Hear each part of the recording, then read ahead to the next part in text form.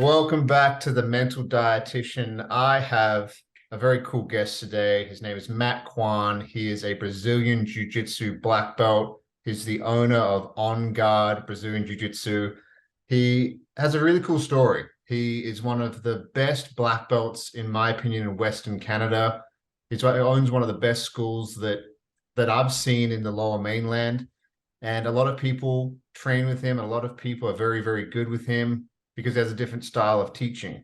So today I want to talk about all kinds of things. I want to talk about his journey before jiu-jitsu, why he chose it as a career, and also how he had some autoimmune diseases that he actually healed himself outside of the conventional Western medical system. Welcome to the podcast, Matt. It's good to have you, man. All right, that was a very, very nice introduction, and I appreciate the kind words. I'm happy to be here. Thanks for having me. Of course. So there's so many different directions we could go here. I've known you for probably a year and a half. I knew of you before that. I'd heard of you. I used to train at a place called GFT, and that's in Burnaby. And the guys that run that place always had very kind words to say about you. But let's go back to obviously you've been doing Brazilian Jiu-Jitsu probably over 10 years. Like, when did you start it and why did you start it? I started Brazilian Jiu-Jitsu about 15 years ago. I was living with a roommate at the time, and we had heard about UFC, but I'd never really watched it. We, I remember he came home one day with a book from the library, and it was a book with Eddie Bravo and Joe Rogan, and this was before Joe Rogan was. I mean, he was still quite known, obviously Fear Factor and things like that, but he hadn't done his podcast wasn't where it was, and he was commentating for the UFC at this time. And I remember loving pro wrestling. Me and my buddy, who was my roommate, we would watch pro wrestling, and we were stupid middle school kids. We joined the wrestling team thinking we were getting into pro wrestling. And then we realized we're like, oh, wait a minute, this is actual wrestling. Okay, well, let's just do this anyways.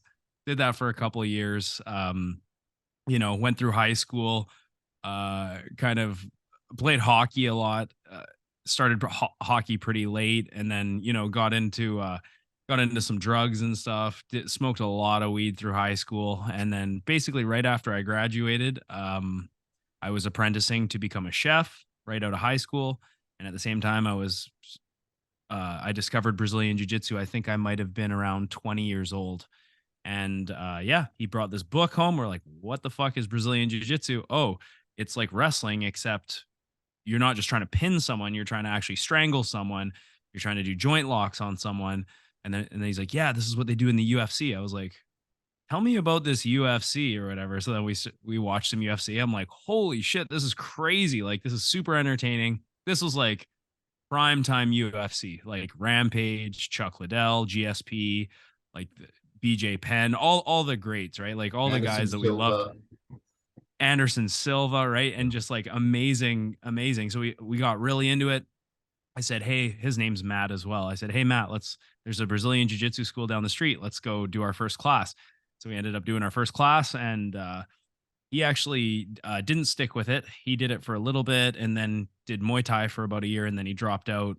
And I was just like hooked instantly. The first class I I trained, I was like, this is fucking crazy. I can like go to a place and strangle someone, and there's all these different moves, and I need to get a gi now. Like I need to get a gi. I was so into it the first time I did it, and it was the first time I had done a sport where I felt actually like, oh, I have like a thimble of talent. I grew up, I was a fat kid, very unathletic, the worst soccer player on the team, the worst hockey player on the team, had to work incredibly hard to just be to not fuck up out there and try and not let my teammates down.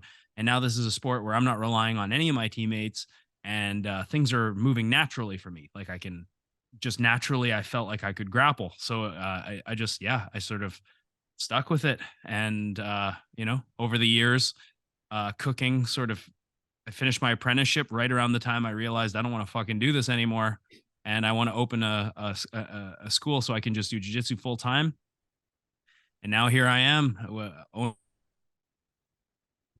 You cut out there for a second, but I'm assuming you said owner of. You cut out at the owning the gym part. What did you say? What did you say? Because it cut out. I said now I own my own gym and it's a fucking beautiful life. Yeah, dude. Yeah, I'm so glad you said that because it cut out, and I was like, you had a smile on your face afterwards. Yeah. It's yeah, like what a journey, man. 15 years. So you're like 35 now. You've been on at this for 15 years. Most people don't stick with anything for 15 years. And like I started jujitsu when I was 17 and I'm 30. Well, I turned 31 this year. And I did it for about 2 years. I got 3 stripes on my white belt. I did pretty well in a few competitions. And then I got a really bad knee injury and I took like 9 years off. But most of the people I started with, and I'm sure you have an even crazier story, that most of the people I started with, 90% of them didn't stick with it. 95% of them didn't stick with it. Two of them Yep. did. One of them is a black belt and he runs his own school in Australia. And the other one is should be a black belt. I think he's a purple or a brown belt. He's doing it for like 9 years and he beats black belts. But what do you think? Like, what about jujitsu kept you going for so long? Like, you mentioned a few things there, like being a fat kid and finally finding something that you're like, you know what, I can fucking do this. And like, what did it? I like talking about deep shit on this podcast. So, like, what did Mm. it do for your mental health? Like, maybe not having any confidence as a 20-year-old dude. What did it do on that side of things for you? Because you seem as a very confident man now, and you're not afraid to tell anybody what you think. But I imagine back when you were 20, it probably wasn't the same. There's a lot to unpack there. W- I feel like maybe I do portray confidence. I definitely I'm confident about things that I'm passionate about and things that I understand. And things that I stick with tend to be things that I am passionate about. So in my life, the things that I've really invested in, hockey, cooking, jujitsu, those are kind of like my main, the things that I have driven me and my main favorite things to do throughout my life. Right now, I'm finding other things, gardening, music. I'm a very hands on person. I pursue things that I'm interested in and things that I'm passionate in. But if you try and teach me about cell biology, I immediately fall asleep because I'm not passionate about it, right? But if it's something that I really, really enjoy, um, I just can't get enough of it, right? Cooking used to be that for me. And if the culinary industry paid half decent, I would probably still be in it. But it's just it's a place where people go to ruin their lives, basically. So, but and you get a lot of respect if you are worthy of the respect, right? If you're an instructor and you own a gym and you contribute to the community and you invest in your students, you get tons of respect, and it's just like and it's a much better family life as well. So mental health for me, like Brazilian jiu-jitsu has really helped my mental health and improved, like you said, my confidence. When I was 20 years old in high school, didn't know a thing really about fighting, and then got into Brazilian jiu-jitsu and realized, like, wow, this is something that I could really dedicate my life to. And hopefully, potentially one day I have a career in. And then as I kept doing it, I just realized, like, man, like this is where I should be allocating my time and my resources. And it was kind of hard at the same time because I had already dedicated so much of my life to the culinary arts. And I think there's a lot of people out there who have dedicated a lot of time to something and then they realize they don't want to do it anymore. Something else comes along or they just lose the love for it. I know Joe Rogan talks about Taekwondo. He did invested a lot of time in Taekwondo, and then he realized, like, actually this is kind of bullshit. Like, what if I get taken down? Like, and he realized that he had wasted time. And I think it's important to just, there's lessons that you learn from things like that, and you can kind of appreciate those things as you move forward in life. So for me, culinary arts, even though financially it didn't pan out the way I wanted to, I learned a lot about work ethic. I learned a lot about systems. I learned a lot about what I was capable of physically and in terms of stress management. I learned how to deal with people. There's so many great takeaways from that previous career, even though, there are days when I'm like, what if I had spent that time focusing on jujitsu. But at the same time, I might not be the same person that I am today. So, Brazilian jiu-jitsu definitely keeps me sane every day. If I can't train, I'm, I just like anyone who's obsessed with jujitsu, it sucks. And let's just say I feel like I really picked the right career because when I come back from a vacation, I'm like excited to go back to work. I'm excited for Mondays. I like going to work, and it's the best. It's the best job, and I'm just honestly glad that I found something that I love that much. And I feel that a lot of people don't get that. A lot of people go through life doing something they don't really like, and they feel like they have to do it. They have obligations and whatnot, and if you can sort of change that path to do something that you love, I would fully recommend it. Yeah, it's because it's so interesting because there's so many people. It's like that saying, it's like most men live a life of quiet desperation because they don't have what you have because the risk of it. And I totally get it. Like I totally get it. Imagine you're like an accountant. You're Matt Kwan in a different dimension and you're an accountant. You've got two kids, you got a wife, you got bills, you're making 100 grand a year, but you hate being an accountant. There's a lot of risk for people to stop that kind of path and to like open up a jiu-jitsu gym if that's what you're passionate about. And that's why I wanted to interview you because and have you on the podcast because it's very rare for you to leave culinary arts. Like how old were you? Like 27, 28 ish? When I quit, Yeah. yeah, I would say that's around and that's around the time when I was really experiencing autoimmune issues. And the autoimmune issues were actually really affecting my culinary career because culinary arts is very physical. You're always on your feet. It's very taxing mentally and physically. And I was getting a condition where my joints were swelling up to the point that I couldn't stand, and I had to take time off. And when I related, and if you kind of get more sleep and more rest, maybe the symptoms will go down. And I came back, symptoms are still coming back, right?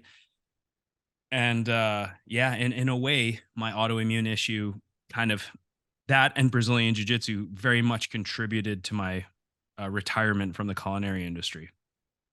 Yeah, like I wanted to because I've heard you had autoimmune issues. Like when Mhm. did it start? When did it seem to end? And I want to talk about that because I did a podcast with a guy. His name's Mitchell Vicarage. I'm actually doing another one with him tomorrow night. I did one with him like a year ago. He had Crohn's disease to the point where he used to be like a national level bodybuilder. And then he was probably like 240 pounds, 220 pounds, like big dude, like looked fucking amazing. He went down to probably like 120 pounds, like almost died. Like these pictures of him next to each other had Mhm. IBS, Crohn's, like Yeah. literally shitting blood.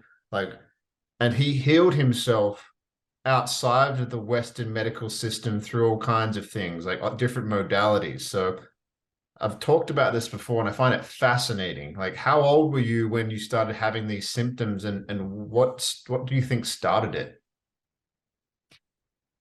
So, um, I know people with Crohn's disease, and it's fucking brutal. Yeah. Any autoimmune issue is so brutal because you, as Western medicine knows, as they say on paper, there's no cause, there's no cure.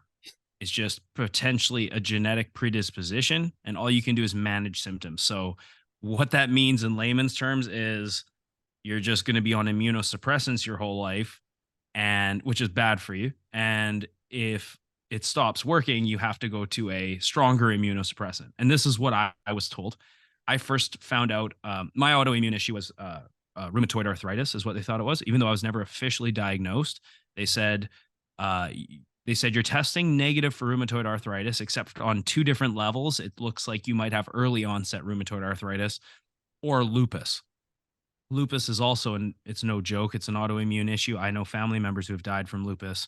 I know people in my life with lupus. It's fucking crazy how common autoimmune issues are. Yeah. And after I did my podcast on my autoimmune issues, I had so many people messaging me and be like, "Dude, I have these new health issues. I just turned 30. Like like, what the fuck do I do? And I'm like, listen, I'm not a doctor. I'm not a medical scientist or something. If you can hear that, by the way, my kids are fighting in the other room. Can't hear it. You got a good microphone. Can't Oh, hear good. anything. I'm not really one to be giving professional advice, but what I found that helped me was the animal-based diet. Okay. And basically the I first started getting autoimmune issues. I remember I was on the job in the kitchen, I was running around cooking, and then I looked down, I'm like, man, my foot hurts. I looked down, my whole leg was red, just swollen and crazy sore. And then I was like, chef, I gotta go to the hospital, I think. He's like, what are you talking about? I show him the foot. He's like, holy fuck, dude, that's like crazy. Go to the hospital. So they just kept giving me antibiotics, which actually had a very positive effect. It went down. And this happened multiple times over the next couple months, right? It just kept happening. And I remember going to my doctor, who's kind of an asshole at the time, and I was like, hey man, like I keep getting these infections. He's like, oh, you do jujitsu, that's a staph infection, don't worry about it, take antibiotics, you're good. And that just kept happening, like over and over. And then finally, like the fifth time I saw him, he's like, oh, maybe I should send you to a specialist. I'm like, yeah, you fucking think so? Like, how many times do I have to tell you? Like, so anyways, went to a specialist, got my tests. Specialist is like, he's the rheumatologist or whatever. He's like, yeah, there's nothing we can do. There's no cure. It's just something you have to manage now. And don't worry, food has nothing to do with it, right? Like, eat whatever you want. Food has nothing to do with it. I'm just like, but what about like Jordan Peterson, like him and his story, his daughter doing a carnivore diet and beating autoimmune issues? He's like, yeah, all I can tell you is just to take pills. So I started taking hydroxychloroquine for a couple years.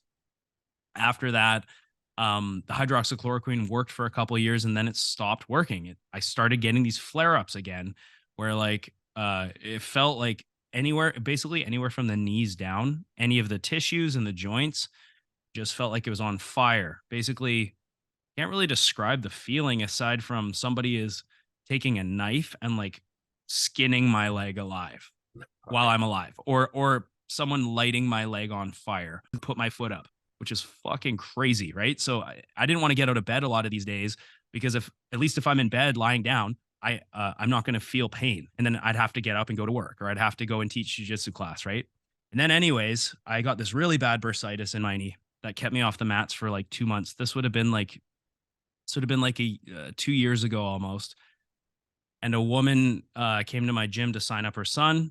She signed up her son or whatever, and then she's like, hey, what's going on with your knee? She saw my knee is like the size of a grapefruit, right? I'm like, oh, it's a bursitis. They say I have rheumatoid arthritis. And she's like, oh, I'm a nutritionist, why don't you let me do a meal plan for you? And I said, okay. So I went on this diet, and it was like a carnivore diet with heavy intermittent fasting intervals, and noticed immediate relief in symptoms. And within 2 months, I was symptom free. And I've been symptom free now for probably like 14 months, 15 months. It's fucking crazy. I'm not on any medication or anything. I basically just eat. I can actually eat a lot of shit now because my stomach seems to have been healed. But I basically eat mostly meat, fruit, organs, raw dairy, honey. It's basically like the Paul Saladino Yeah. carnivore MD diet. Yeah. And dude, it's actually a great diet. I love eating the food, and I don't have any symptoms. So I kind of beat it. I don't know. It's fucking crazy. And then I That go is back to wild. it's wild. I go back to my doctor and my rheumatologist, and I'm like, hey, so just so you know, like, I'm doing really good with my autoimmune issue. I don't have to take any medication. I'm doing it using an animal based diet. Do you want to know more? And they're like, no. I'm like, you guys are fucked. Like, it's like as if I didn't trust you guys after COVID, all the fucking garbage bullshit you guys pushed during COVID. And now like you don't even like you're not following up with me at all. Like if I never talked to my doctor or my rheumatologist about it ever again, they wouldn't give a fuck. And it's crazy to me, man. It's like you guys, I feel like these guys are more just trying to sell you drugs instead of actually healing you. Because if they healed me, they'd want to know, holy shit, you like are symptom free. Like, let's talk about that. But no textbook you ever look in is going to tell you to eat an animal based diet because meat is bad and all this shit, right? So Yeah, yeah. dude. Like we live in a sick care system. It's not a healthcare system. It is a giant, giant business. And I was talking to my buddy about this today, and I was like, even with let's talk about COVID, for example. And I like using this analogy of imagine I have a coffee stand at the Canucks place where they play the game, and and all of a sudden there's a game every night, and I'm just selling so much coffee, and my coffee business is making so much money.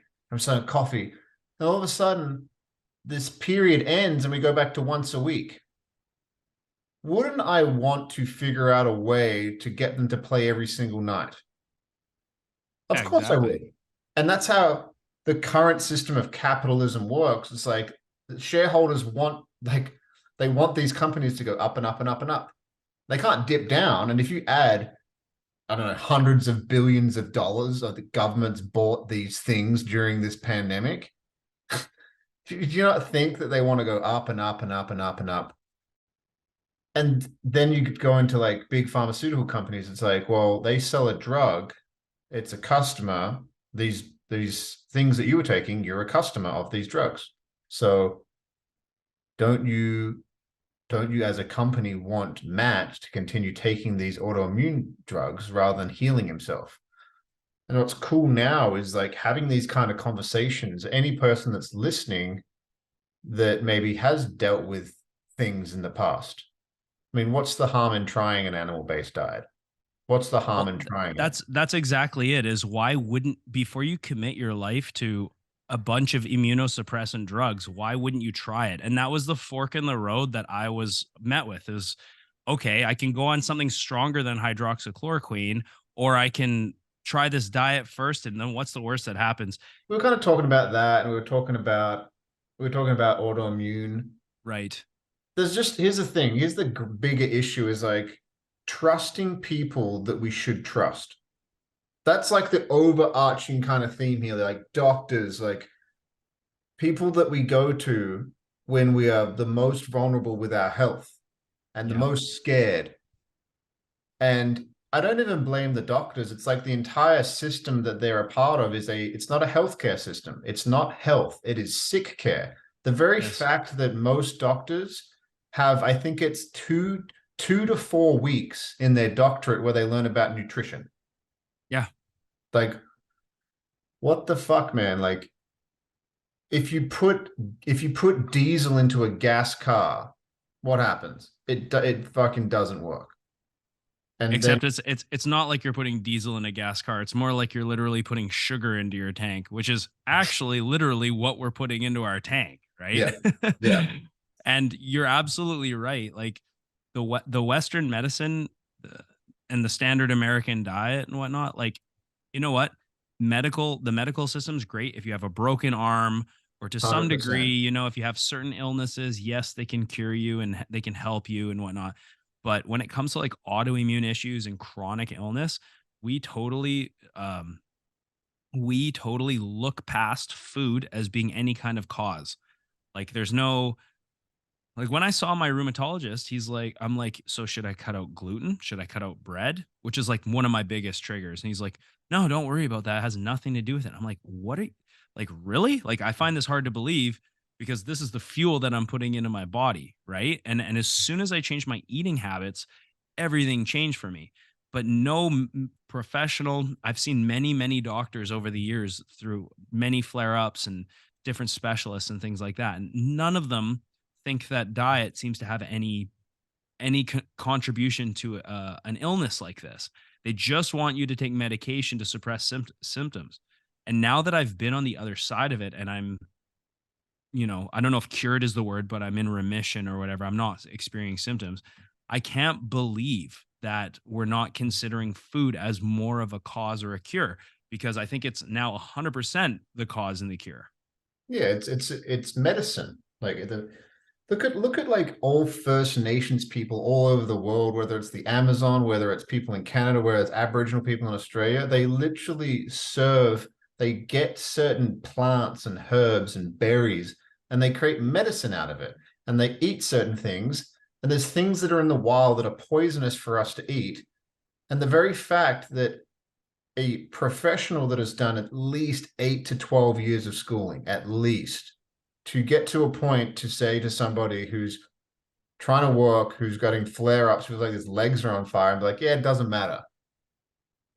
Like that's like, I don't know, it's fucking crazy, man. And like the more you look into it, the more distrust you have towards people that it's not even people, it's like the entire system. Because I don't think people are necessarily bad at their core. I think that they get taught things and explain things which they just believe it. Like that doctor honestly Yeah. probably believes that diet has nothing to do with it. But if you Yeah. ask him several questions, like very simple questions, like, hey, do you think there's food that is poisonous to people? Like, yeah. Do you think that every human being is different? Yeah. Could some foods be poisonous and cause autoimmune diseases in some people and not in others? No. Like, hey man, like And then it's three like, questions.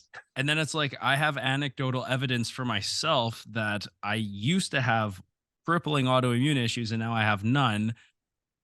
Do you want to know more about it? No. It's like, okay. Like, so you're absolutely right. A lot of and these doctors, you know, they're very, very good at regurgitating and practicing what they learned in a textbook, right? What Yeah. they know to be fact or whatever. But I think also very myopic when it comes to like new age kind of remedies for these things. And I'm not a guy who's like, oh, I think naturopaths are the way to go. I saw a naturopath with my autoimmune issues and literally it was bullshit. Like he didn't do anything for me, just tried to get me to buy hundreds of dollars worth of supplements and eat raw garlic and shit. But really what it was that worked for me. And this woman, um, her name's Alice. She's my nutritionist. The way she explained autoimmune issues is she said that autoimmune issues manifest in different symptoms, right? So for me, it was inflamed joints, crippling pain, searing red hot tissues and whatnot, swelling.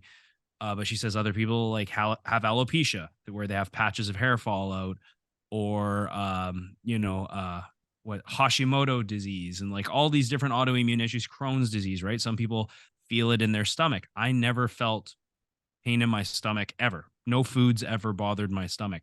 But the what she said is basically autoimmune issues stem from gut issues.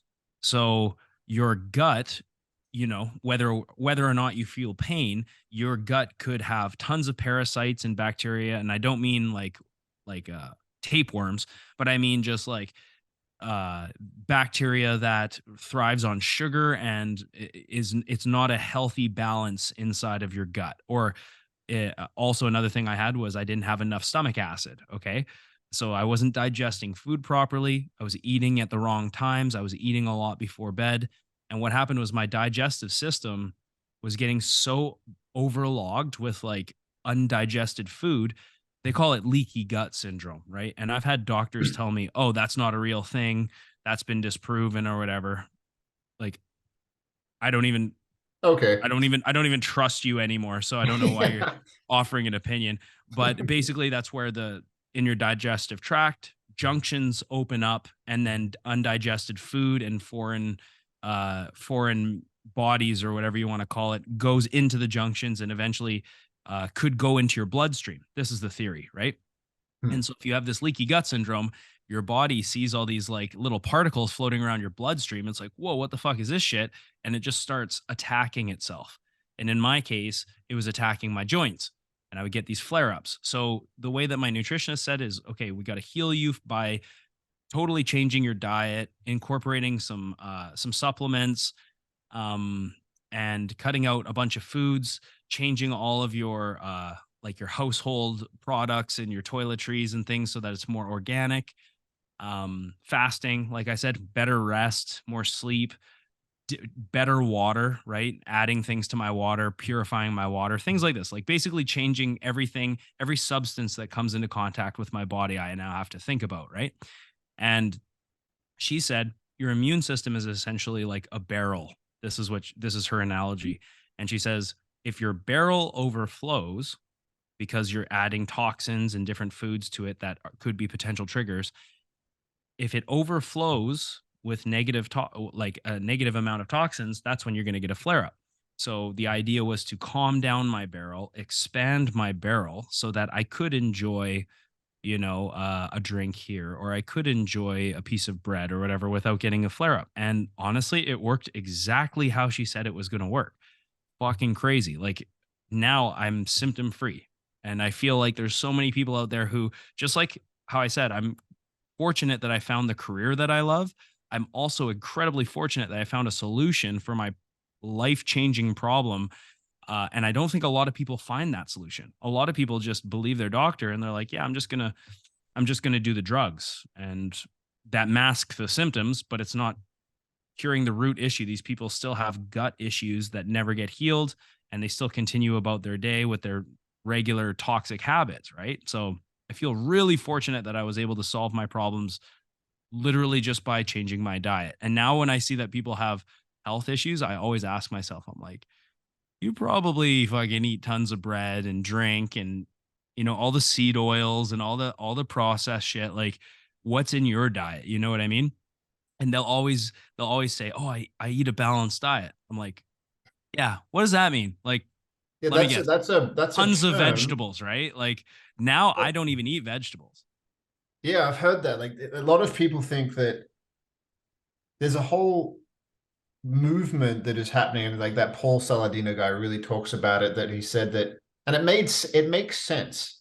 Like I don't Yeah. have any issues with it, and I do believe like vegetables for me have never been an issue. I don't notice any like soreness. I'm very aware of my body, but the very fact that a lot of these green vegetables are very bitter, and it's just like, well, why would a plant kind of taste like crap? It's like, well, to defend itself, it doesn't want to be eaten. Why are fruits so delicious and sweet? Because they want to be eaten by nature. And that's the whole premise behind it. It's like eat foods that want us to eat them versus foods that like kale and spinach and things like that. Like I eat them occasionally. I don't really eat kale much anymore. I've never really liked it. Like I just think it tastes like sharp, bitter. It's like sharp when you bite it. It's weird. It's meant to be a garnish at the Pizza Hut buffet. Yeah. But then it becomes like a health food. And I eat a similar diet to you. I have like buffalo milk. I cook like grass-fed burger patties. I have steak once or twice a week. I had scallops for dinner tonight with some zucchini, and just like, and then I had watermelon, and that's what I ate for dinner. Yeah. And I feel great. I have lots of energy. I just feel really strong. And it's what's interesting. I'm not eating as nearly as much. Like when I was into bodybuilding, I ate a lot of shit. And I feel like, you could probably speak to this, that I'm absorbing more nutrients. It could be a story I'm telling myself, but I'll eat like a couple of pieces of fruit, like a mango, banana, some meat, occasional rice. I don't like how rice makes my gut feel though, especially brown rice. I find it hard to digest. Yeah, I avoid brown rice, but I eat white rice. It's Yeah, the I eat only white grain rice. that I eat. Yeah. And they actually say that white rice is less toxic. That's why my nutritionist recommends white rice. Mm. She says soak the white rice, and it's sort of sprouts and the toxins leave the grain, and then cook it. But the white rice actually has less toxic chemicals than the brown rice, even though we're told brown rice is what's uh healthier, I guess. Well, it has a husk around it, which is harder for our gut to digest. People don't understand that about brown rice, and they think we've been demonizing white rice. Again, going back to why are we told the things we are told? Like, why? I Like the know. fucking Matrix. It's like the Matrix, dude. Like there's like little levels to it everywhere. Like your level that you bumped into was like the doctor being like, "Well, food has nothing to do with it." Somebody else's matrix that they bump into might be like it could be anything. It could be like, oh, well, that thing that you feel intuitively to be true, that's not true. Yeah. And I think that the more you can become like a resilient human being, which is the premise of my podcast, is how to get better physically, mentally, emotionally, spiritually, financially, in all aspects, like every possible way. And the more that you pursue that, the more you kind of look out into the world and be like, what the fuck, man? Like, what the fuck? like even down to the news, down to what we eat, like the whole food pyramid of saying grains are very, very healthy and like that you 10 should to eat 12 a more of day, this. man. 10 to 12 servings of bread a day is what I remember the Canadian food guide said that we should eat when I was a kid. Basically anything that the government recommends for me, for my own health and safety, I just do the opposite. And I've never been healthier. And you're doing pretty good. Yeah, doing great. Like Yeah, especially if they say this is for your safety. That's when you're like, "Oh, that's a red flag for me." yeah, Or like you said, if you have in some kind of intuition or your gut is telling you something, that's a really good sign. Hey, there might be something to this, right? Maybe I shouldn't put this chemical in my body that that we don't know what it does to people, and it's not a one size fits all solution. Maybe I shouldn't put that in my body. Like when the whole COVID thing happened, I had autoimmune issues. I was asking my doctor and my rheumatologist, like, should I get this vaccine? I'm kind of worried about it. I don't know what it's going to do. No problems. There's no side effects. We've had this technology for a long time. Just take it. Just take it. Just take it. I'm like, I mean, I don't know. Like, should I just take it? I don't know. My gut's telling me I shouldn't just take it. No, it's fine. Just take it. And then we find out like all these. I know people who have had negative effects. I'm sure people who are listening to this podcast know someone who's had negative effects. You yep, know, somebody. Yep, somebody. somebody knows somebody. And here's the problem that they used to get gaslighted. They'd be like, "Oh, it's not that. It could be this or it could be that." It's like, but what if it is that? Like, what if it is the thing that you say it's not? And then there's evidence after evidence, like What if I'm one of those people that has an adverse reaction because, like you said earlier, all people are different, right? And everybody's different.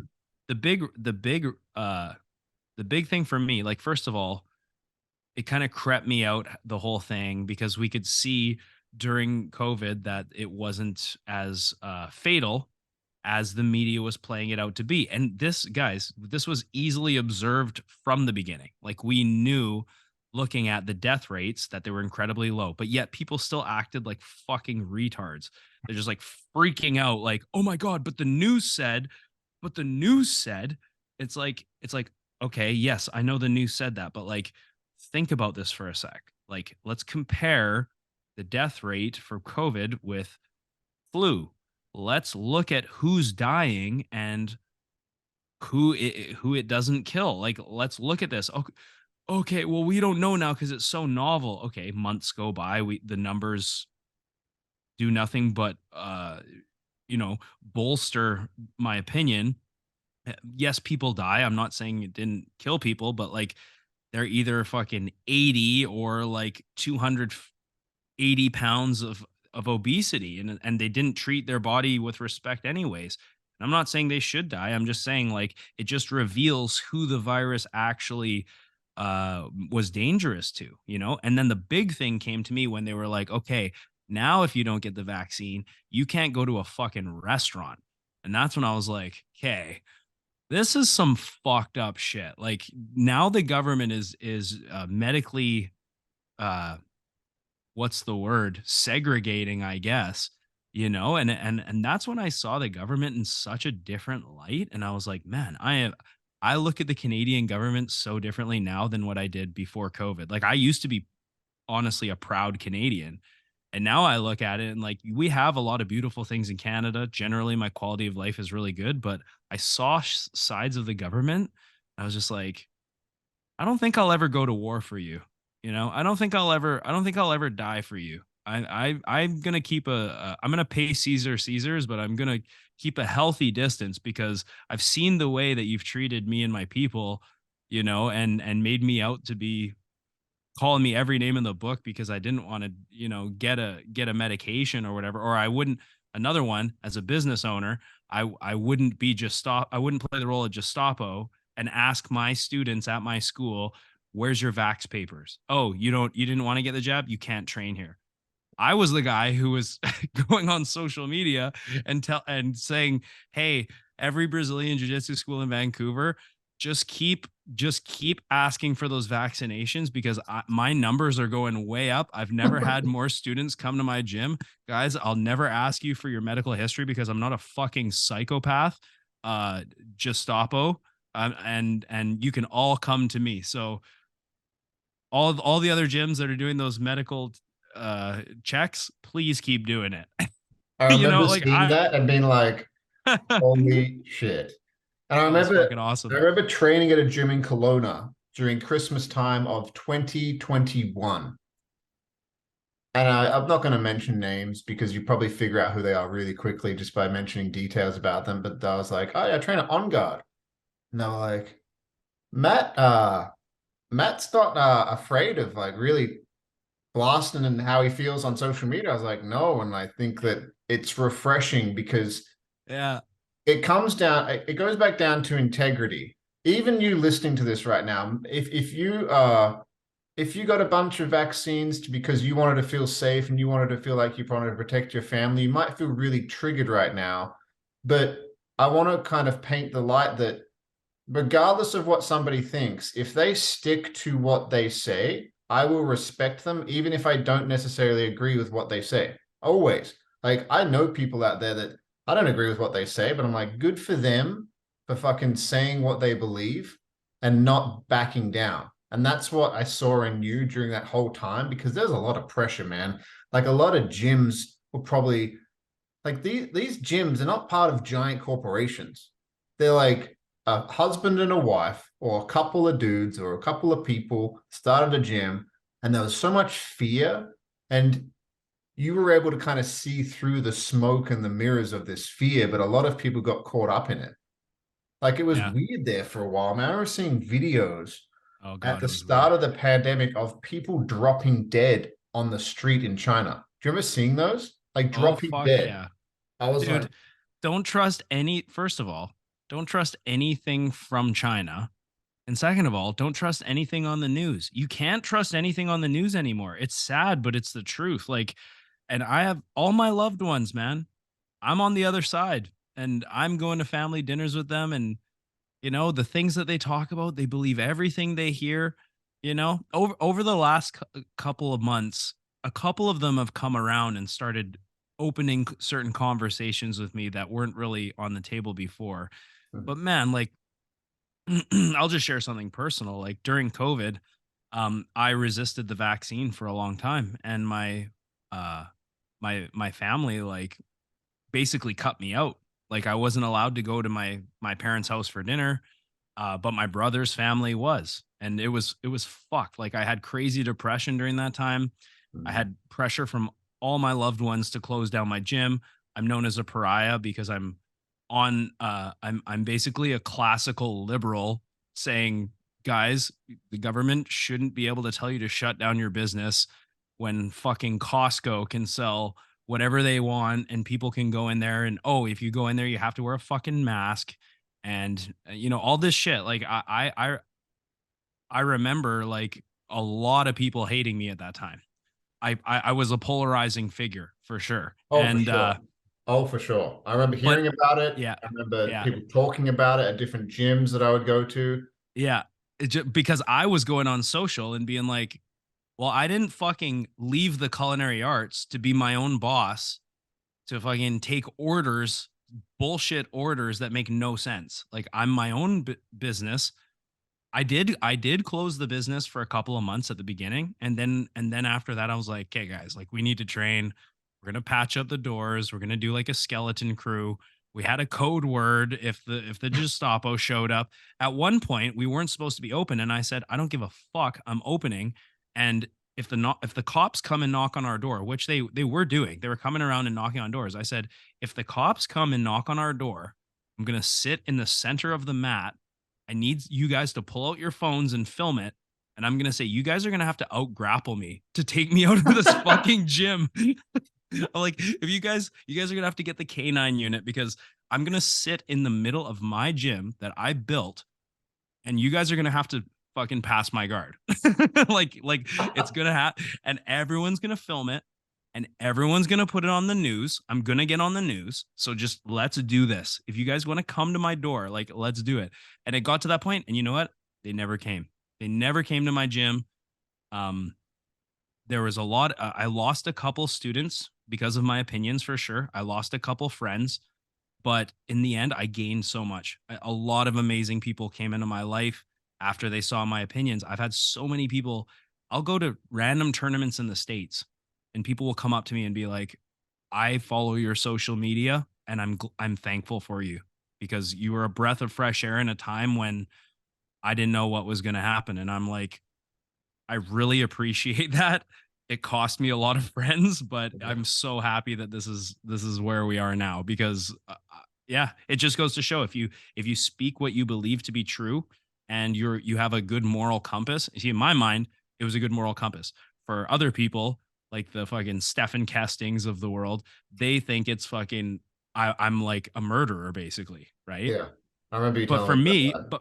but for me, I'm like no, like, no one should have the right to put something in your body. No one should have the right to take away your ability to feed your family. These are very classical liberal ideas. These are not, I'm not some right-wing conspiracy theorist, that I was being painted to be. And at the end of the day, it's like, man, someone's got to say this shit. I'm looking around and everyone's like, oh, uh I'm keeping everyone safe, we're doing our part, and they're drilling in like little cubicles of plastic wrap, and I'm like, you guys are the most retarded people I've ever seen in my life. Like, okay, let's actually look at the science, let's actually look at the numbers. And I wanted to be that voice that stood up and said, to all you who are thinking about how this is crazy, you're not alone. There's other people. And now I'm just like, what's the next thing that's going to happen? Like, what's, now that COVID is done, what's the next thing that's going to get everyone hating each other and get and shake everything up, because there will be something else, I feel. And one thing that I've realized is prepare yourself, learn how to defend yourself, get supplies, make friends, make community with people that you trust. In 1 mile radius, have 10 people that you can trust. You know what I mean? Like that type of shit. Or in a 10-mile radius, have 10 people that you can trust. And consider what happens if supply lines go down or you can't get food for a week. Like, these are the things that I kind of woke up to, and I was like, holy shit, I am vulnerable. I'm not prepared. And Especially after as a yeah, father, right? As a father, yeah, I'm not a father, but I think I have a lot of friends that are fathers. Something would kick in. Like it sounds like something probably definitely kicked in. Look, coming home, seeing your kids, just like, okay, no, like yeah, fucking nope, nope. I'm not gonna leave your safety to something outside of me. And as men, we're protectors. We provide. That's it's like biologically in us to do yeah, that. And I felt like that too. I remember going at the start of the pandemic, I remember walking down the aisles and seeing things that like cans of food and they're all gone. And I was just like, I started feeling very unsafe. And I was like, this is fucking weird, man. Like is this going to get worse? Like, what the fuck is going on? Like, I know. And it we was didn't know what was strange. coming. We didn't No. know, like, when they lifted all the mandates, it was like a huge weight lifted off my shoulders, but honestly, I was shocked. I was like, "Oh, like, we don't have to wear masks. We don't need a vaccine anymore." Like, this is fucking crazy. Like, really, we're going back to normal now? And then what pissed me off is I go outside and I see, like, there's still a high percentage of people who still wear masks because they're literally mentally ill. But the majority of people take their masks off the next day. And I'm like, you motherfucker, like, fuck you. You are the type of person who would support Nazis during their rise to power. You would go right along with it and blend in with the group and go along with whatever the TV says. Like, that's, I look at now, I look at, my fellow countrymen, and I see that in them, and I'm like, but I also don't hate them, because I realize it was because of fear. And I Oh yeah, realize you come a back lot of, to there you yeah, go. I was just going to say, I realize a lot of people are easily manipulated through fear. And if you don't think outside the box, as a conspiracy theorist, if you don't think about these agendas and these other things that could happen, it's very easy to just go with the group and do what everyone says. And then before you know it, you've got full on communism happening. You've got the government shutting all down, all the small businesses down, and the rich get richer and the poor get poorer. This is what you get. So you need people who are like strong enough to be in the moment when it matters too. Not now, not after the pandemic when it's safe to criticize the vaccine like a Joe Rogan or whatever, but in the moment, you need someone in the moment to say, no, this is fucking ridiculous. And we didn't have anyone like that. And I was like, well, I guess I'm either going to be loved or hated because I want to say something. I want to say, I think this is bullshit. Not that there is no such thing as COVID, but I think it's a huge scam for lack of a better word. And I think it's basically over exaggerated. And our approach to dealing with it was as over exaggerated as it was ineffective. Yeah. I always think about anytime I have a conversation with anybody, there's a lot of points I agree with. And I always like the way that my brain thinks. I'm like, well, how could they do it a different way? Because here's the thing. Imagine if it was really bad. Imagine if it was like a 20% death rate for healthy people. They wouldn't Like, need to convince us. no, there would be no convincing and there'd be no coercion. Yeah. And There'd I be no think, denying it. You no, would know people exactly. who died. You would know people who died. It would be like the fucking plague, and there'd be bodies in the streets, and you would have friends that were dropping like flies from Yeah. COVID. We Yeah. never experienced that. Maybe your grandma died, and I sympathize for those people because I know people who lost loved ones from COVID. I do. And they were older and Yeah. unhealthy, right?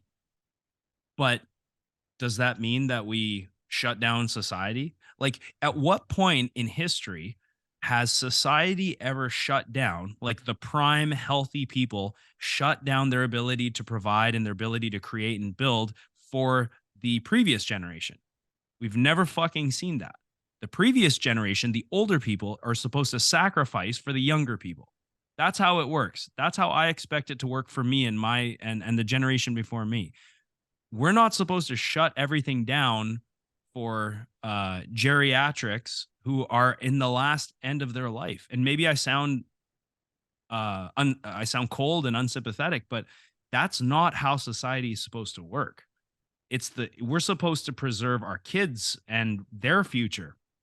And I Mhm. knew the economic ramifications of shutting down the economy for however long they wanted to shut it down for. And I knew flattening the curve was such bullshit. I was like, especially after they said it was gonna be 2 weeks, and then it goes on, and I'm like, okay, Another two I'm weeks. reopening my gym now because this is dumb, and I want to get better at jujitsu. And I have students telling me that they think about killing themselves if they don't get some fucking jujitsu done. So I'm like, Yeah. okay, I'm if I don't help these people out, I feel like I'm a bad guy. So I would rather put myself on the line and give them something that will help them than look like a conspiracy theorist or whatever. Yeah. That's the thing, man. Like, did you ever think that, I mean, maybe you thought it for a little while, but did you ever think like, what if my gym does get shut down? Because here's the thing, you've got your people that are messaging, you've got this community of about what, 100 people. I don't know how many kids you have at your gym, but there's a lot of kids, and then there's a lot of adults, and there's like the core group, and then there's people that come and go, and then there's like last night there's Jake from Revolution, there's other people that come to your gym. Mm-hmm. As it's like we're learning jujitsu, but there's also it's community, it's for our mental health, it's exercise, it's your I think people get depressed when they are not working towards something. It doesn't matter what it could be, writing a book, it could be doing jujitsu, it could be going to the gym, it could be Yeah. um, studying something, learning something, whatever. But if you're not pursuing something, it sucks, man. It's that's not how humans are. So you've got all this outside, like you got basically 100, maybe 200 people connected to your gym, but then you've also got your family, like your kids and your wife, and then Right. there's you in the middle, and it's just like I can't imagine being like, okay, like what if my gym does get shut down? Yeah, Like I know. how did you navigate that, and how?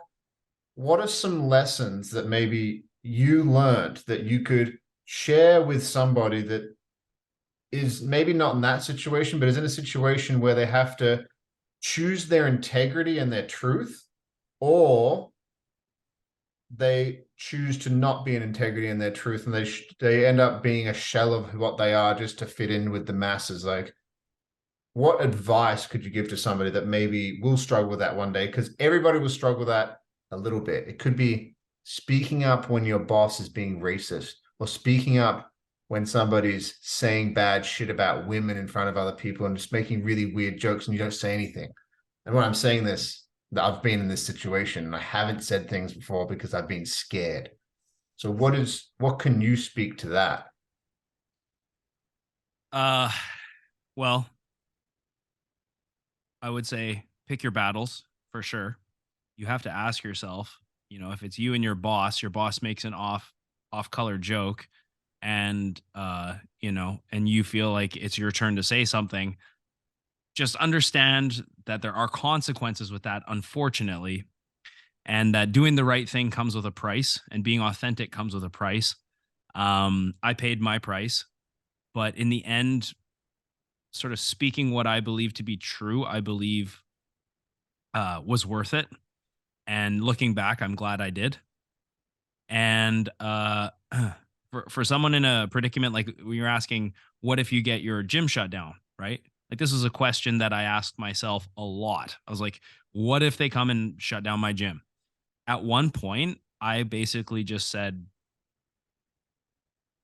just cross that bridge when it comes. Like if they come knocking on my door, like I said, you're gonna have to drag me out of here. You're gonna have to step onto the mats and fucking fight me to get me out of this garden that I built with my own fucking hands. I sacrifice a lot to build this, and I don't plan on stopping. So if they're gonna come, they can come, and they're gonna have to get physical with me. This is basically what I said. I had students asking me, what if they come? What if they come? For a while there, we were like, okay, there's going to be a secret word. If someone knocks, would they have to have a secret knock? Like it was fucking crazy, right? We're like the KGB was there, like literally Soviet era shit. Like I had people filming me, filming people leaving my gym during this time. And one of my students went up to a guy in his car, and the guy's filming, and my student goes, "Hey, what's going on?" He's like, "Yeah, we have old people living in these buildings, and you're not supposed to be training." And the guy's like, my student's like, "I know who you are now. I've seen your face. Like, be careful. I know who you are." It's getting really crazy at this That's time. bad. That's like scary. Like if a society starts going towards that, that should be Exactly. terrifying, man. It Because is terrifying because you put people into a corner. And like I said, there's people whose mental health relies on being able to grapple with sweaty dudes a couple times a week, right?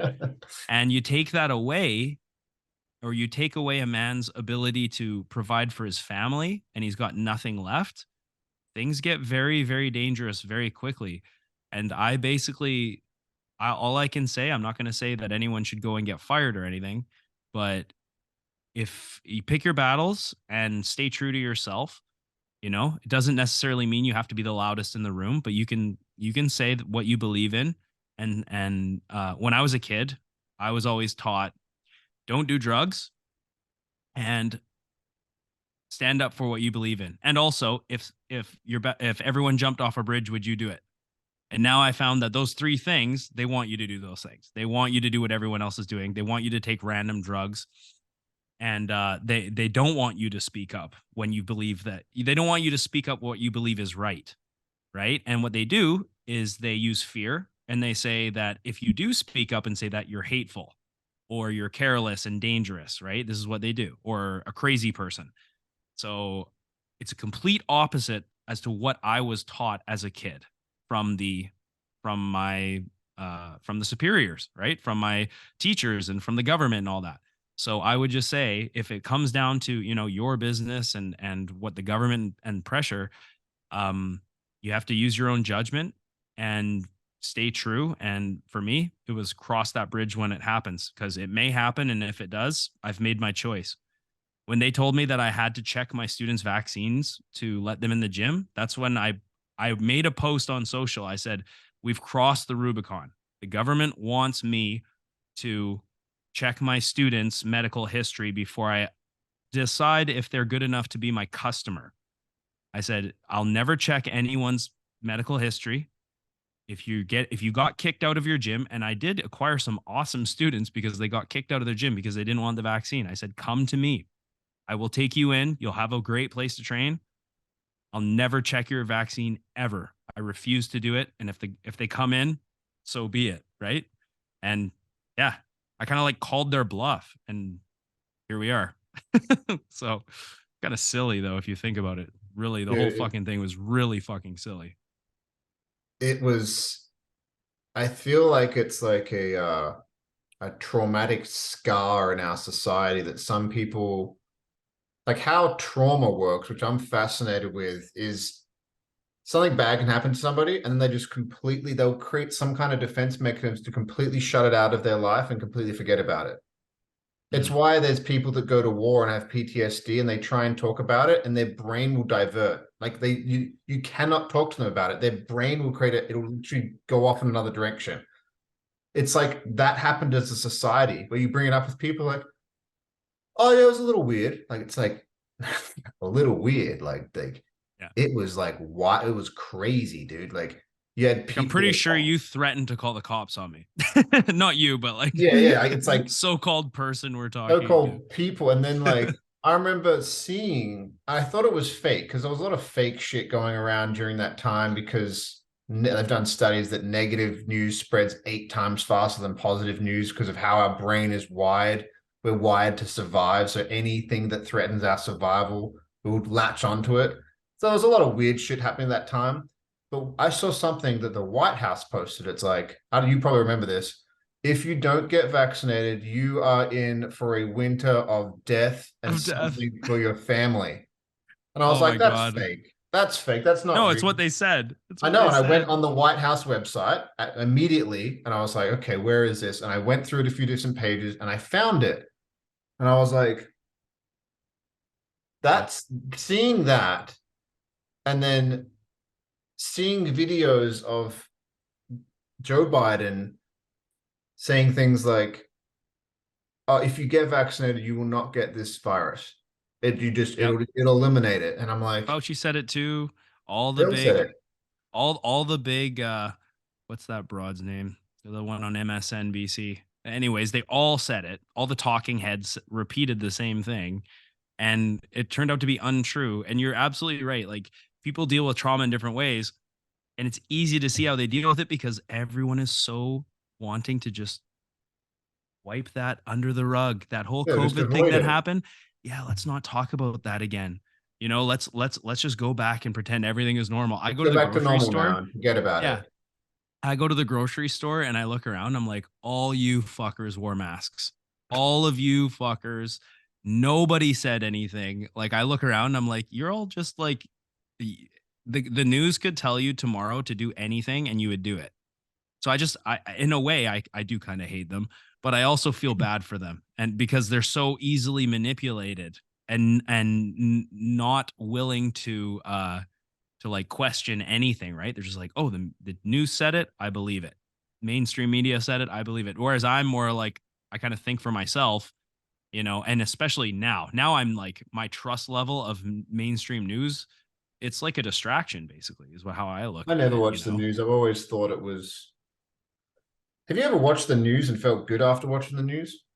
Like anybody listening to this, have you ever felt inspired, motivated, learned something about how your life can change, like things you can implement into your life, what kind of foods to eat, how to have a better relationship with your spouse? No, it's just 50 dead in Iraq today, It's just suicide trauma, bomb in Syria. It's just like, fuck, 50 the kids trauma dead. cycle. It's just Yeah. like, fuck, man. And then Although they're it is funny to watch Biden and Trump though. That shit is funny. well, it's like Like a soap opera, dude. Like you like got two really old dudes that shouldn't be doing what they're doing, no, going at it. and Biden is like, dude, the gaffes this guy does, and like he's falling down, stumbling, and he's.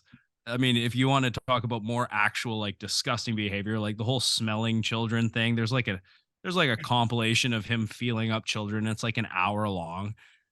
And all these liberals are like, yeah, the shit he says, if you don't vote for me, you're not black. And if you're, if rich kids are every bit as smart as, or poor kids are every bit as smart as white kids, just like really bad gaffes. And everyone's like, oh, but he says he supports LGBTQT, so he gets my vote. It's like, yeah, but he sniffs kids and he's fucking weird and he can't put two sentences together. So, like, yeah, anything the news or the government says, I'm like, I should do basically the opposite, or I should consider my options more, right? Mm. Yeah, It's it's a weird, weird man. Like position we're in. you look at the world sometimes and you're like one of my favorite, and anybody listening to this, like if you believe and if you turn it off. You probably already have turned it off if you don't like what we're saying. That's fine. I like having all different types of people on this podcast, people that believe different things, like all kinds of things. But one of my favorite videos of Biden is like, so how focused are you? Oh, I'm focused. I just I like a fly. Put up a foot of But like I'm focused as a fly. I'm almost as old as, and then Oh yeah, I am you're like, fly. Yeah. holy shit, dude. And you're like, That's so good, that one. and then you see some of the stuff Trump does, and you're like, he's a weirdo, dude. Like they're Oh, both he is. weirdos. Like they're both so strange. And they're both like old men that, let's be honest, their brains aren't operating the same way as a 40-year-old guy or a 40-year-old woman.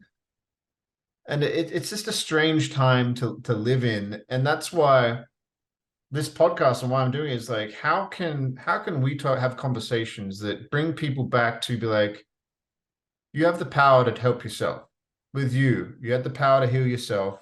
You had all these things happen to you with your autoimmune. You went after something you were passionate about. You discovered at 20. You spoke up when there was a lot of fear, and you either loved it or hated it.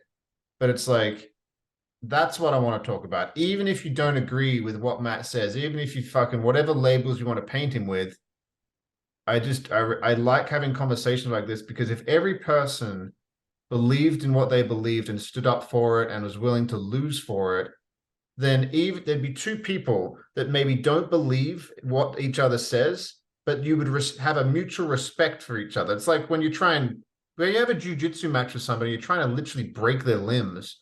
There's a certain level of friendship that occurs afterwards. Like every person I've ever rolled with in a competition, if I see them out in public, I'm like, what's up, dude? Yeah, Like, hey, for man, sure. like, and then there's this bond, and UFC fighters talk about it, and it's because they are willing to go to war for what they believe in, even if they die. And it's like what Matt's talking about is he was willing to die on that hill. He's like, take me out of my fucking gym. I fucking spent 15 years when I was a chubby dude at 20, getting to this point, building this community I have. Like, you're not fucking taking this from me. And Hmm. that's the lessons that I think that if you listen to this podcast, like that is inspiring. That's fucking cool. And that's very unique. Most people don't do that. And I've had times where I've been scared. I haven't gone after things that I want to do. And I started this podcast like a year and a half ago because I was like, I've always wanted to do this. Like, and I had all these stories in my head of why I didn't do it. And I was like, fuck it. Like, let's just do it, see where it goes. And like, who knows where it'll go? But I Yeah. like it because it's passionate. And even when you were probably 23, 24 as a blue belt, you're like, this is cool. But like, how many black belts were in Vancouver 13 years ago? Probably two or three. Yep. Like, I think my exactly that. yeah, exactly. Like when I started jujitsu, my professor Chris, he was a blue belt, started school as a blue belt, bunch of white belts. I met him when he was a purple belt. Then he created a school called Mitsudomo in Albany, Western Australia, that has, I think it's 3 Australian champions out of this tiny little school in a town of 30,000 people, middle of nowhere. And he started it as a blue belt, dude. Imagine being a blue belt. I'm going to start a school. And now he has Australian champions. And like, just like you've got this school where you got people like Harrison and Ethan and Ilya and then Colton and all these guys that are so fucking good, like international level good. And like, what belt were you when you started that school? I actually got my brown belt the day that I opened On Guard.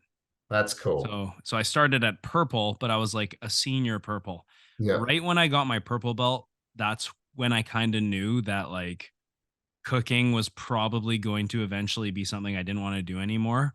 But I was still pursuing my apprenticeship at that time. And then right as I finished my apprenticeship, I was like, okay, I need to get the fuck out of here. Like, because I looked ahead like 5 or 10 years and I asked myself, where do I want to be? Do I want a family? Yes. Do I want time with that family, or do I want to be stuck in an office all day cooking, like as an office chef? And I said, this just isn't for me, right? Like that, I knew that that wasn't going to be for me, and I knew that I would just be looking out the window every day, saying that why didn't I do that? Why didn't I start something that like I wanted to do? And I was just like, okay, how can I make a plan to get there? And it was hard. Like there was years when I had a couple of years I had to cook full time and run open the gym and try and run that full time, where I'd be teaching like 4 or 5 days a week, plus working for 5 days a week downtown, which for those who don't know, it's an hour commute each way to make like shit money, to get no respect. It was really hard, and that's I think a big contributor as well to like the autoimmune stuff as well from food. But I just wasn't getting enough sleep. I was getting pulled in different directions. I wanted to compete, right? I was competing at the time, putting myself through a lot. But I just knew like, okay, once I opened the gym and I was working full time for a couple of years, I knew that like, okay, I just gotta get through this part, this transitionary piece, and then I'll get on the other side and I can just focus on jujitsu. And like, yeah, I don't know. I don't know how I did it. But I'm very fortunate that I made that decision, because I feel now that I basically like cheated the system, I guess. And I No, think you anyone, worked hard. You worked very hard. You took a risk and it paid off. And mhm, that's inspiring as fuck. I got a question. Got a question yeah, from yeah, anybody who trains at On Guard. When are you going to get a okay. bigger gym? Fuck. Dude, the way that the prices are around here, Nuts. it's nuts. There are times in there when you get to about 30 people, it gets really over full. Oh yeah. But I'd say that only happens at most once a week. Like On tonight, Tuesdays. yeah, Comes on mostly Tuesdays. Tuesdays. Yeah. Most of the time, it's pretty manageable in there. But I'll be honest, man, I want to get a house. The house comes probably before a new gym. So we'll see. I know that if I move to a bigger space, that there'd be potential for more growth, but the rent is just like my landlord's a really cool guy. He takes care of me. The rent is very, very fair, and right now I feel like we could still do some growing before we move. But yes, I eventually, of course, we need to get a bigger space. Yeah. You just teach a level of jujitsu that people are drawn to, and that when On Guard competes, they usually do very well, like very, very well. And you like in 5, 10 years from now, you won't be able to have that gym. I can just see it, man. Like there'll be I too many, agree. there'll be too many people training there because Yeah, the way that you teach jujitsu, I don't think I've ever met somebody, and I've trained at a lot of different gyms that's as passionate about it and is as dedicated to continually learning about it. A lot of black belts I've met, they get their black belt and they just get really lazy. Like yeah, I've beaten black belts at jiu-jitsu like a couple of times, and I've always been mind blown because it's like I'll get them in a head and arm choke from mount and then go over to side control and finish it there. And I'm like, I shouldn't do this. I can't do this to Matt. I can't do this to any of the brown belts at On Guard. I can't do it to Colton. Can't do it to any of them. Like there's not a chance that I'd be able to do this. And then I go to other gyms and it happens that way. And it's just like it's inspiring to know that the person who's teaching me is still actually trying to get better themselves rather than that destination disease where like, well, I've got a black belt now. I can take my foot off the gas. hmm yeah. I don't, I so just like anything, in my life that I've ever pursued. It's my love for jujitsu and my career in jujitsu is a passion based project. If I won millions of dollars tomorrow, I would do the exact same thing. I would still try to get better. I would still, have a podcast of my own. I would still do the online academy. I would still keep trying to push the envelope for what is possible in my own development and how can I make better athletes. So like has no matter how much money I ever get, I'm always going to be drawn to this because it's something that I love to do. And that's just the way that I work. Like I could never sit behind a desk and work an office job. I know that I couldn't do something that is just like a menial little task job. There's no way that I could do that. I have to do something that I'm drawn to. And that's why I keep trying to get better myself. I look at and honestly, I look at a lot of the competition in the area that the gyms that I'm competing with, and I'm just like, this is too easy. Like it's actually easy because I don't really have to do much aside from just watch current trends and just keep trying to improve. You don't And have if to I do do that, anything except better yourself. That's it. That's all you yeah. have to do. And then teach what you've learned, because a lot of people aren't watching instructionals. They just teach like, and there's no system to it. Like you go into a gym and you're like, oh, we're doing rear naked today. It's like, okay, cool. Then the next day you're learning side control. It's just like, how do we link these things? Like, like Hmm. it's just random shit all over the place. Hmm. And I'm not opposed to doing things completely differently. Like we've been playing these games lately, the Greg Yeah, they're Souders cool. approach. I'm actually going to have Greg on the podcast on Friday Cool. to chit chat, and uh, he's basically like doing this ecological approach where instead of just teaching techniques, we play a lot of games, and it helps develop skills in these particular areas. But it's very different from like a traditional jujitsu class, right? So I'm all down for trying new things and using different methods if I feel like it's going to bring us a different look or some success when I see other coaches and other athletes getting success using these methods. So I think that's another thing is a lot of coaches, like you said, they stop learning, but they also think that they found the best way to learn or the best way to teach and they kind of just chill. And it's like, man, jiu-jitsu just keeps changing. We're always finding new ways to learn. We're always finding new positions. So you can't just stop. If you stop and you stand still, it's kind of like a shark, right? You start to die. You start to get left behind. Yeah. And I love it when the people that I'm competing with do that because it makes it easier for me as a competitor and as a gym owner to stand out. And I don't really have to do much of anything. I just have to care and I have to like invest in my students. And as long as I do that, it's a pretty much a winning formula, you know? You know what's interesting is that I've heard people say it, and I haven't really understood it till now. It's actually not hard to be successful in anything. It's actually not. All you have to do is just be like, most business owners are average. Most people that do jujitsu are average. Most people are average. And I'm not saying that that person is a bad person. I'm not attacking their character. I'm just saying that most people don't put much effort into things and they get reasonable results. But it's like, if you actually put effort into something and do things differently, dude, it's like, even just that's talking about jiu-jitsu, if you're like, hey, okay, this month we're learning this, which is the way you teach. This month we're learning this. And then you have changed to teaching these games. And by the way, if you're listening to this and you love jiu-jitsu, listen to episode 1 I did with Kit Dale, because he talks all about this. His entire approach, he got a black belt in 4.5 years. And not just like a black belt, he was like winning international competitions, competing against Felipe Pena, like doing very well at purple and brown, and like winning. He won Abu Dhabi, like he won a bunch of things.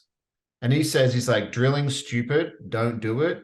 I would never drill. I would come late. I wouldn't drill. What I would do, I was focused on, I would go to rolls and I would just sit in side control. And I'd figure out all the different sweeps from side control that my brain could figure out. And then I would go to another position. And he's like, I just did that positional sparring, trying to figure out my own shit. And that's how I got good. And he's like, that might not work for everybody, but he doesn't believe in drilling. he basically agrees with exactly the way that you're teaching us right now, the way that this Greg guy, like, Mm-hmm. create games out of situations, put people in situations Yeah. and give them a few tools to figure shit out, but then be like, hey, like, figure it out. Like, if somebody Mm-hmm. keeps doing this to your neck, like, what are you going to do? Mm-hmm. And And there's a lot to gain in like failure, like trying something, trial and error, trying something and then it fails. There's a lot of growth in that because you realize what doesn't work rather than what I think a lot of coaches do where they just try and tell their student, okay, do this. yeah, Now do it exactly like this, right? Like do it like this. This is the right way to do it. And the approach that Greg takes and that I'm starting to take is that there is no right way to do things because yeah, there's infinite variables that get thrown at you. So instead, you kind of have to self organize. You put yourself in a situation with specific goals, and then from there, you sort of self organize based around the game, those constraints of that game, and then from there, you build a lot of skills really quickly, and also mathematically the practice looks really different. So you mathematically get a lot more live training under yeah, this method because instead of us sitting around and looking at techniques and drilling the techniques, we're like, hey, here's the fifth game of the day. And each game is 6 minutes long. So it's like your target sparring a certain position. Like you're going to get good because you're doing a lot of live training in an hour. And then there's an hour of free rolling after, which doesn't change. So you're getting yeah. tons of live training. You got to test a ton of things that worked and what didn't work and make adjustments and whatnot. So this is like I'm really curious how this conversation is going to go with Greg on Friday because it's essentially like we're 1 month in or just after a month in using this method and like I want to ask him a bunch of questions and sort of get his opinions on things, certain ways that we've modified the methods and whatnot. It's going to be really interesting. I wanted to add something else to what you were saying, and so people understand the science about what these two are teaching, and even what Mm. Kit was saying. There's something in our brain called the amygdala, and the amygdala makes us remember things tied to a heightened emotion. If you can think about any memory that you have of the past, of like one that really stands out, there was some kind of heightened emotion tied to that memory, whether it was fear, happiness, marrying your wife, your kids being born, whatever it is, there's a heightened emotion tied to it. When Matt is teaching these games and when you're live rolling, the reason why drilling does not work is there's no emotion attached to it. You're just like, oh, pass the guard. It's like boring. Your brain will not remember that. Yeah. When you are live and somebody's trying to strangle you and they keep doing it, you get frustrated, you get angry, you might get down on yourself. You won't get done with the same thing because your amygdala in your brain was like, hey, stop fucking getting armbarred. Mm-hmm. Yeah, Stop you doing it. suck. You suck. And you're like, oh, I Yeah. don't like this feeling. And then there's this feeling Yeah. that happens within your brain. And then you're like, I don't like this feeling that I'm feeling right now. So next time somebody punches an underhook in my arm, I'm not going to let them do that because I'm sick of this feeling that I'm feeling. Yeah. And that's why drilling doesn't work. I've learned, dude, if I had a brain that was like autistic and like I picked up everything, single thing that I've ever drilled, I'd be so good. I'd be so good. It's But true. I forget 99% of it. Yeah. Because And like you said, having that emotional attachment to like a consequence. Like if you get underhooked, that leads to your guard getting passed. Your guard gets passed, that leads you to you getting mounted. You get mounted, that leads to you getting smothered and your partner is now able to just put their sweaty rash guard over your mouth. It's like, yeah, I know now that if I make this mistake, if I fuck this up, it's going to lead to a lot of bad problems down the road. And so you fight like hell to not let that mistake happen. So you're absolutely right. And I actually look at the games as not sparring, but kind of active drilling in a way. And if you, it's exhausting playing these games for an hour and then rolling for an hour. Most people can't really do that. They can't play the games at the same pace that they would in a live roll. So I tell them, hey guys, when we play these games, the goal might change. The goal might be to exhaust the athlete. Maybe if the athlete's a very serious competitor, now we want to take them into deep waters. But most of the time, just in the gym, it's for skill acquisition. So the goal becomes to learn and not necessarily to win the game. I don't give a fuck how many times you win the game and achieve your goal. What I care about is, did you develop, right? Did you get to learn something new?